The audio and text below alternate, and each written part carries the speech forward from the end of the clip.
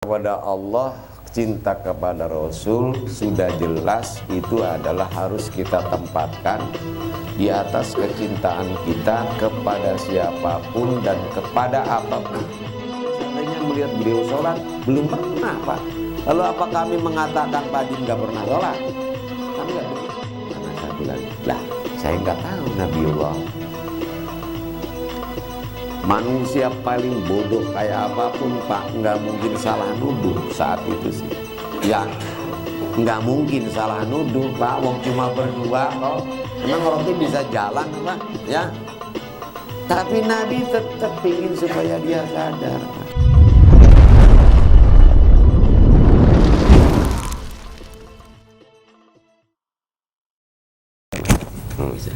Ya sudah ya.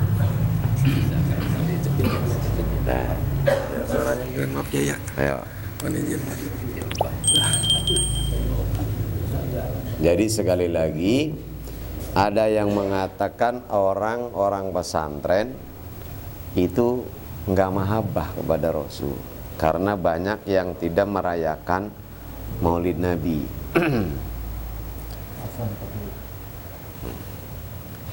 Para jamaah rahimakumullah, tempo hari saya sudah katakan ajaran tertinggi dalam Islam itu mahabbah, ya, cinta. Dan cinta kepada Allah, cinta kepada Rasul sudah jelas itu adalah harus kita tempatkan di atas kecintaan kita kepada siapapun dan kepada apapun. Sampai Allah menyebutnya sebagai orang fasik bagi orang yang menyintai selain Allah dan Rasulnya, melebihi Allah dan Rasulnya. Wallahu la yahdil qaumal fasikin, kan gitu. Tinggal masalahnya sekarang, apakah cinta itu? Nah ini orang yang beda mengartikan cinta. Allah Subhanahu wa ta'ala menjelaskan, maaf, Rasulullah SAW sudah menjelaskan almar'u ma'aman ahab. Seseorang itu bersama dengan yang dicintainya. Kalau kita cinta kepada Nabi, maka kita akan bersama Nabi. Ya, kalau kita cinta kepada Michael Jackson, ya nanti kita bareng sama Michael Jackson. Jamaah rahimakumullah.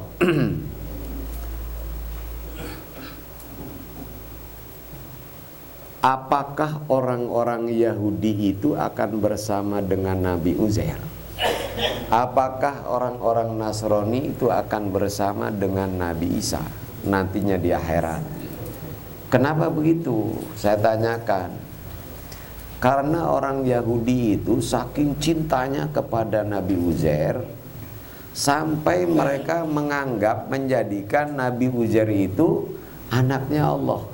Wa qalatil yahudu Uzairun ibnullah wa qalatil masih wa qalatin nasara al-masih ibnullah. Orang Yahudi mengatakan Uzair itu anaknya Allah. Orang Nasrani mengatakan Isa itu al-masih itu anaknya Allah.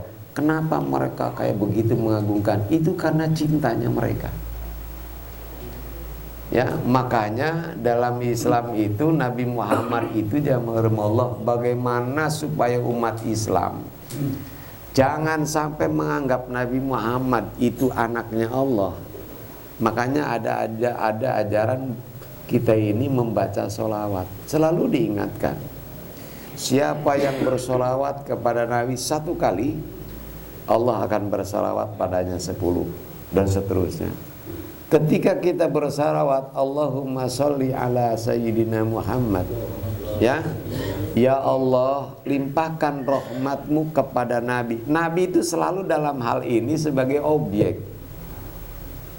Namanya objek nggak mungkin lah jadi Tuhan, Pak.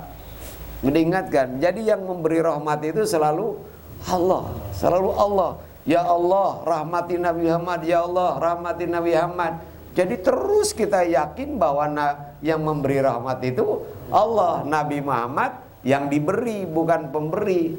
Makanya luar biasanya itu sholawat kan begitu Pak. menyingkirkan orang dari mensakralkan atau menjadikan Nabi sebagai anaknya Allah, ya. Sehingga tidak ada satupun waliullah melainkan amalannya sholawat.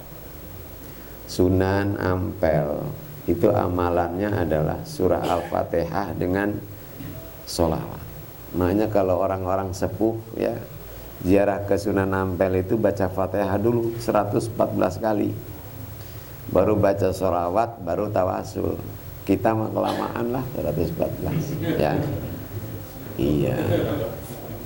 Orang kalau ziarah ke Sunan Kudus itu baca kulhu dulu 100, baru baca sholawat, karena itulah amal rotibnya Sunan Kudus. Orang kalau orang-orang sepuh nih, ya, kalau ziarah ke Sunan Kalijogo itu baca Yasin dulu Pak 4 kali, baru sholawat. Setelah sholawat baru tawasul. Orang-orang sepuh kalau berziarah ke Sunan Muria itu dia baca dulu doa Nabi Yunus, la ilaha illa anta subhanaka inni kuntum minadz-dzalimin, lalu sholawat baru bertawasul. Wong kita mah NU juga nggak tahu sejarah Kiai NU amaliyahnya, ya. Yang penting ziarahnya. Bagaimana cara ziarahnya tokoh-tokoh NU? Nah, ini yang nggak diperhatikan oleh orang NU. Artinya nggak banyak yang memperhatikan masalah ini, sehingga berkahnya Kiai dulu dengan Kiai sekarang lain, ya. Baik, jamaremo, nggak ada waliullah yang tidak mengamalkan sholawat, ya. Maka ulama dulu saya punya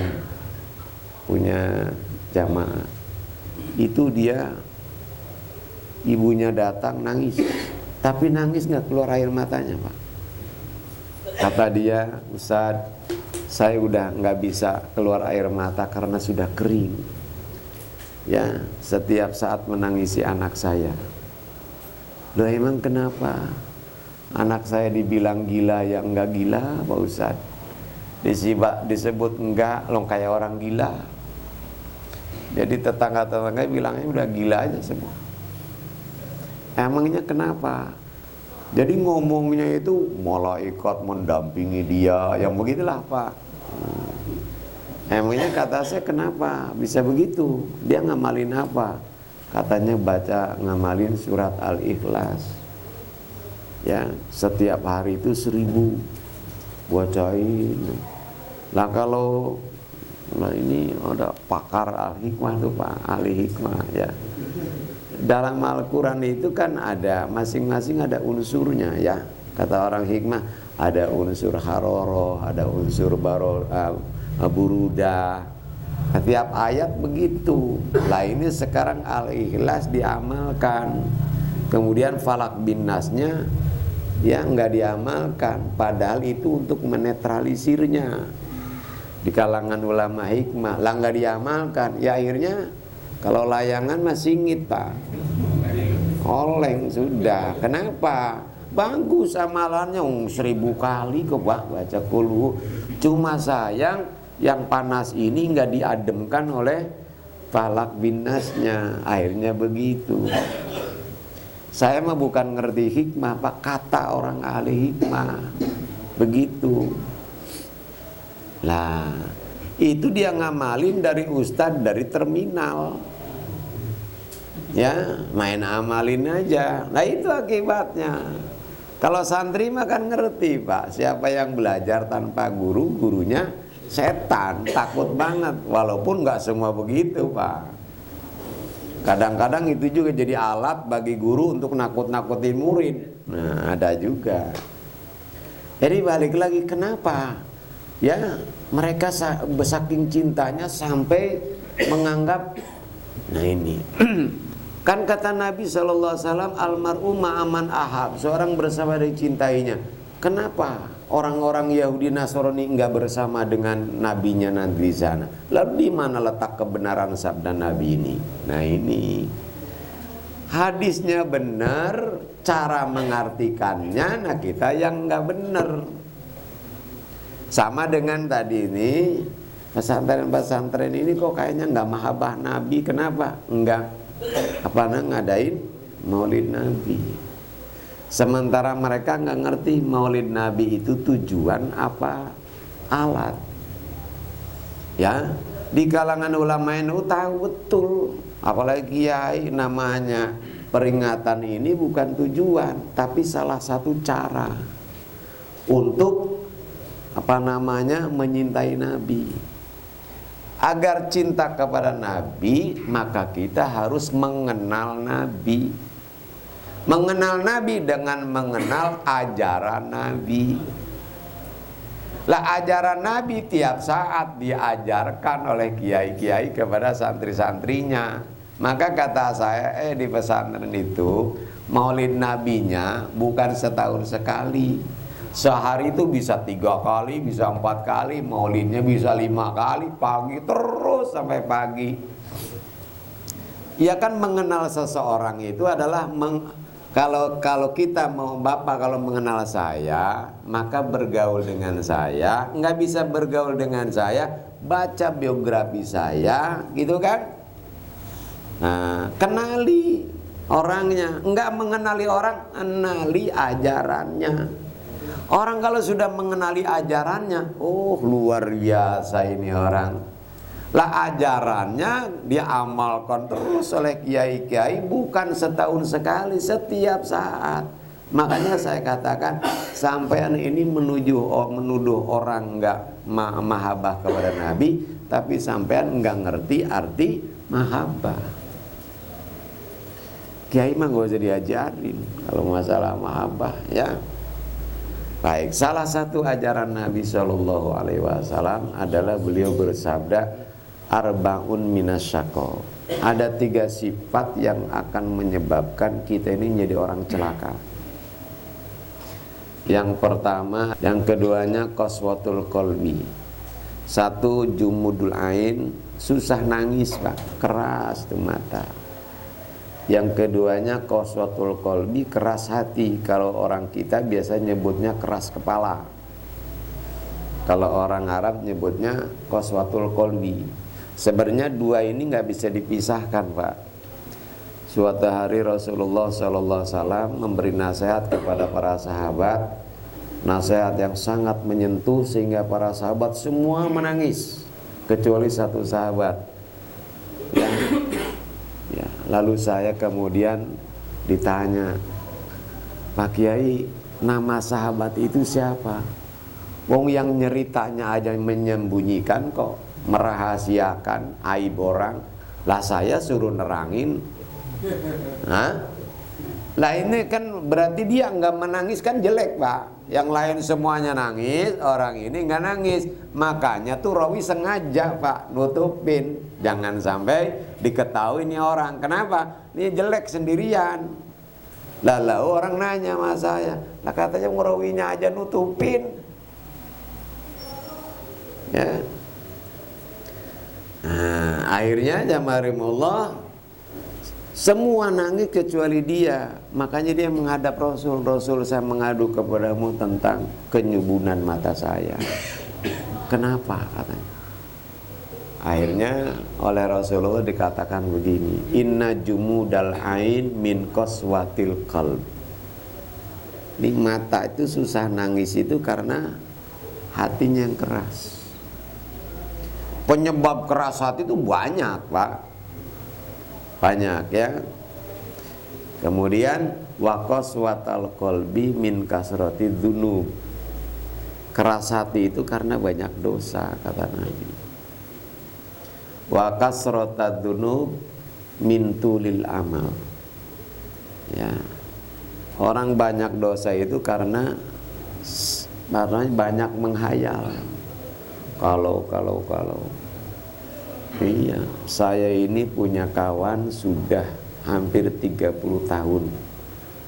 Karena dia sedang berusaha mendapatkan uang nilainya itu 1,4 juta triliun Pak.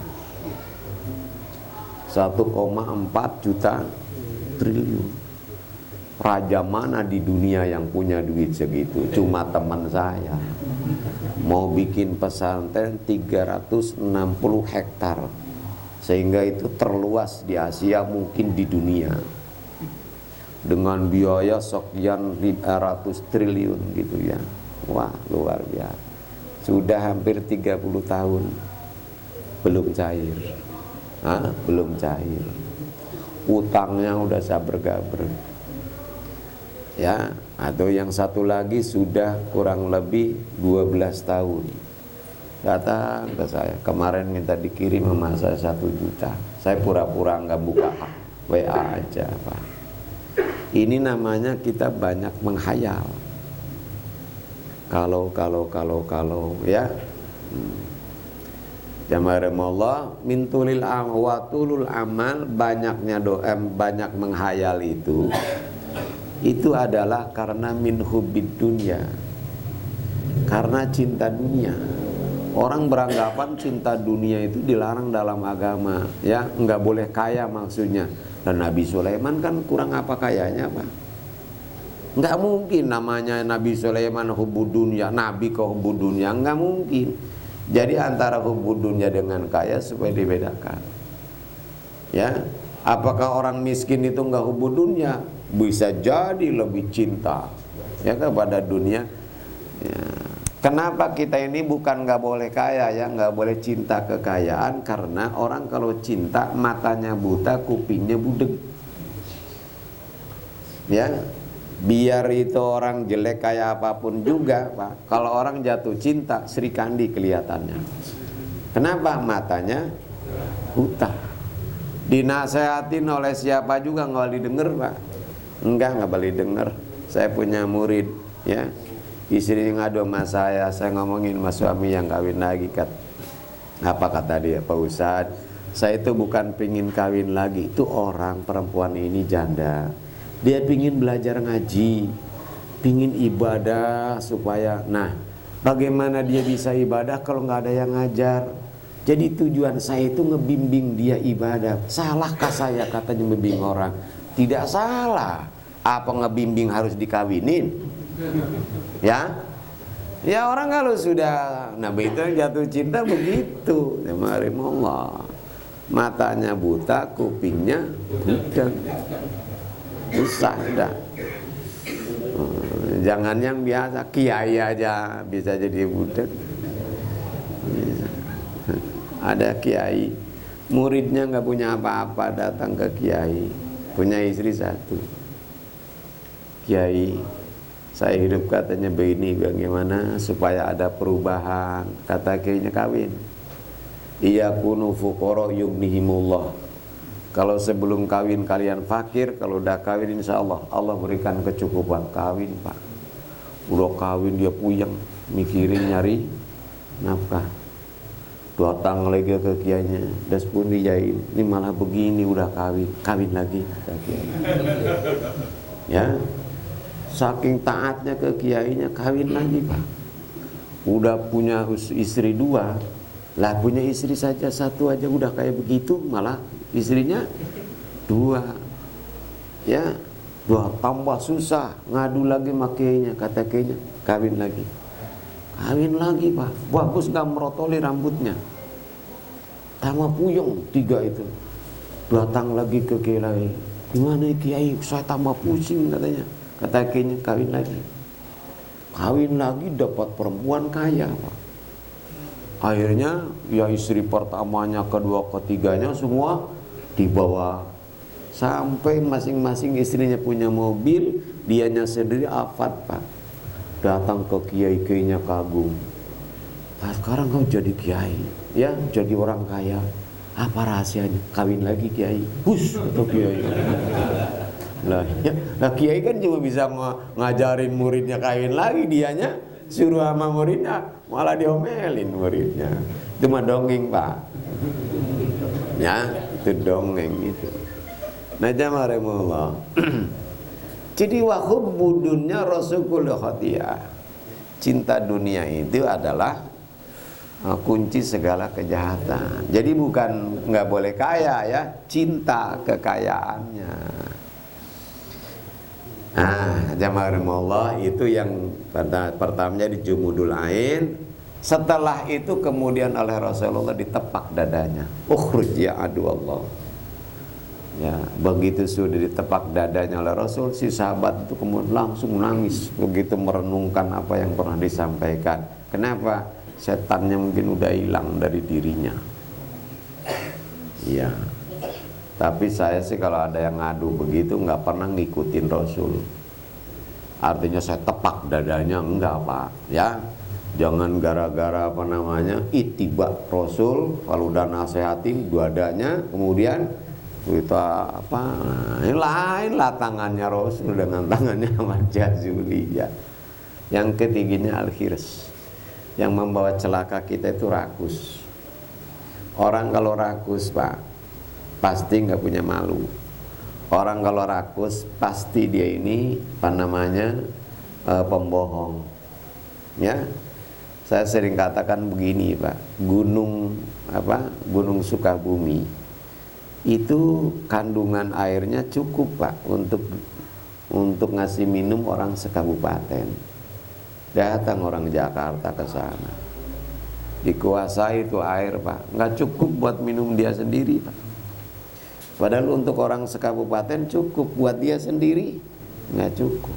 Nah itulah sifat rakus begitu. Khirs.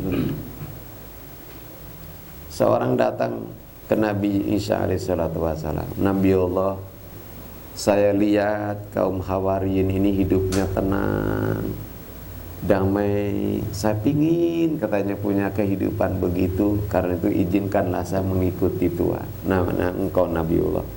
Kata Nabi Allah, ini berat menjalani kehidupan seperti ini saudara. Apalagi kamu masih muda. Tidak katanya Tuhan, pokoknya izinkan saya mengikuti. Nabi Isa kan sering mengembara, namanya juga Al-Masih Pak.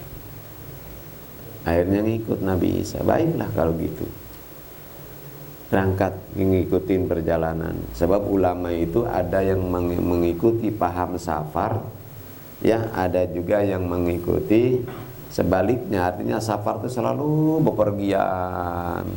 Dengan bepergian itu akan banyak melihat ayat-ayat Allah, dan itu akan menambahkan keimanannya gitu. Tapi ada juga yang nggak mau safar, diem aja di rumah, berkholwat namanya ya.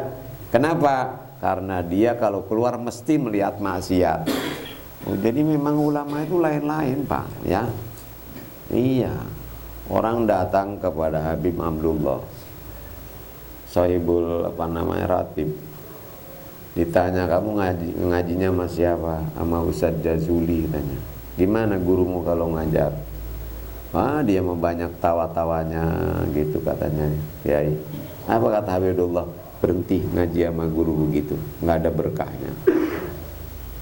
Nggak boleh ngaji sama orang kayak saya Pak. Kemudian datang lagi orang ini ke Syekh Abil Hasan Ali bin Abdillah Sadili, pendiri Thariqah Sadaliyah. Ditanya lagi, sama siapa kamu ngaji? Sama Ustadz Fatur Rahman. Gimana beliau kalau ngajar? Ya banyak menangis gitu ya, serius. Apa kata beliau? Berhenti ngaji sama dia, nggak ada syukurnya tuh kiai. Iya, nggak ada syukurnya ya. Jadi sekarang yang mana, nggak usah main salah-salahan, masing-masing itu ada gayanya ya, ada kelebihannya.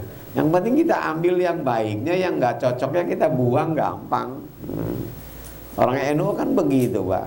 Berapa tahun saya belajar sama Mbah Dimyati ya, namanya di bawah asuhan beliau. Pernahkah saya melihat santri-santrinya melihat beliau sholat? Belum pernah Pak.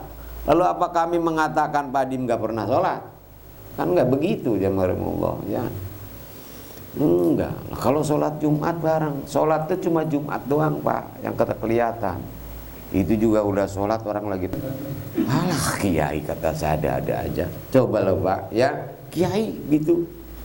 Nah, Badim ya. Apa kemudian kami anggap beliau ini udah keluar dari Islam? Oh nggak pernah sholat. Lah waliullah ya. Nah, jamaah Allah. Jadi akhirnya ya udah ayo kata Nabi Isa. Di satu tempat Nabi Isa itu berhenti istirahat, Dari istirahat itu kemudian beliau membuka buntelannya. Di buntelan itu ada roti 3, Pak. Ya, satu dikasih nama anak muda ini, yang satu lagi dimakan oleh Nabi Isa. Ini anak muda ini orang yang rakus, Pak. Ya. Selesai makan, Nabi Isa makan satu roti kenyang, rupanya si anak ini nggak kenyang, Pak. Tapi malu dia mau minta, masa yang punya roti makannya 1, yang nggak punya makannya 2, kan nggak pantas ya. Kecuali kalau tuan rumah makannya setengah piring, kita tamu nih, nah makannya sepiring nggak apa-apa kalau itu. Ya, kalau roti itu baru.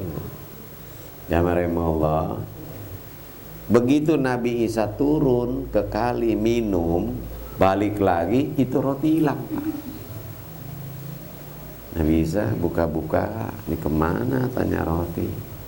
Dia pura-pura nggak tahu aja. Orang kalau sudah rakus pasti bohong. Awas ya, saya tadi katakan begitu, Pak. Ditanya oleh Nabi Isa, ya saudara, ya tadi kan roti ada 3, yang satu saya makan, satu kamu makan, kan masih ada satu lagi. Lah kemana satu lagi? Lah saya nggak tahu, Nabiullah. Manusia paling bodoh kayak apapun, Pak, nggak mungkin salah nuduh saat itu sih. Ya, nggak mungkin salah nuduh, Pak. Wong cuma berdua kok.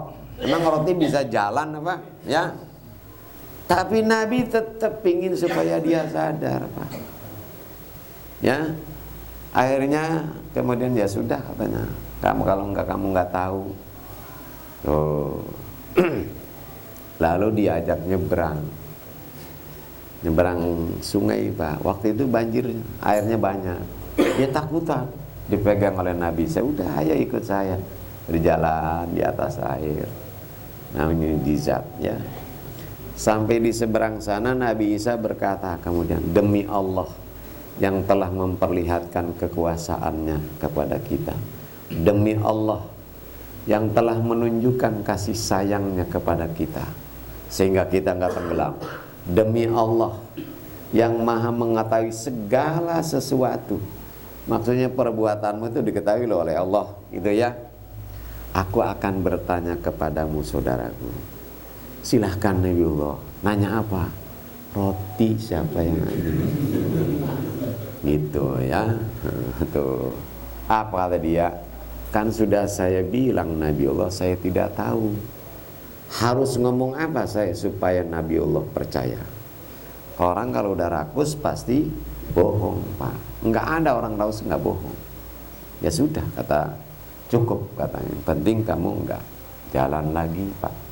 Istirahat, ngelihat ada kijang lewat dengan anaknya 2. Anak kijang sini.